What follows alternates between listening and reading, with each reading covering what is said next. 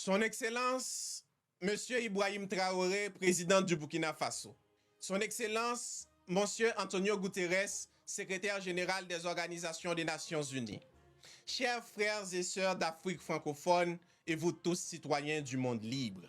Je vous adresse aujourd'hui non pas pour me plaindre, mais pour corriger un mensonge historique. Depuis des siècles, on vous raconte Haïti à l'envers. On vous parle d'échecs, de misère, de violence, mais jamais du courage, de la trahison, et ni du prix qu'on a payé pour être libre aujourd'hui. Haïti est le seul peuple au monde à s'être levé et à avoir regardé son maître droit dans les yeux pour lui dire « Je préfère mourir libre que de vivre esclave ».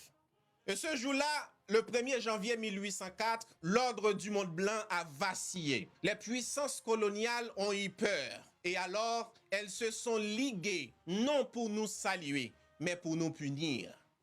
On ne vous l'a pas dit, mais ce que vous appelez aujourd'hui l'échec haïtien est en réalité un châtiment planifié, financé et imposé. Aujourd'hui, je viens vous révéler ce que l'histoire a effacé. Pas pour réécrire le passé, mais pour une fois, le monde entier entend la vérité depuis la bouche d'un Haïtien. Ce que vous allez entendre, ce sont des faits, des actes, des décisions politiques, militaires, économiques prises par les puissances impérialistes, notamment la France et les États-Unis, qui expliquent pourquoi Haïti a été volontairement maintenu à genoux. Chers peuples frères du monde libre, Thomas Sankara a dit, et je cite, « L'esclave qui n'est pas capable d'assumer sa révolte ne mérite pas qu'on s'apitoie sur son sort. » Cette phrase a pris tout son sens, non pas en 1981, quand il était encore capitaine, mais en 1803 à Saint-Domingue.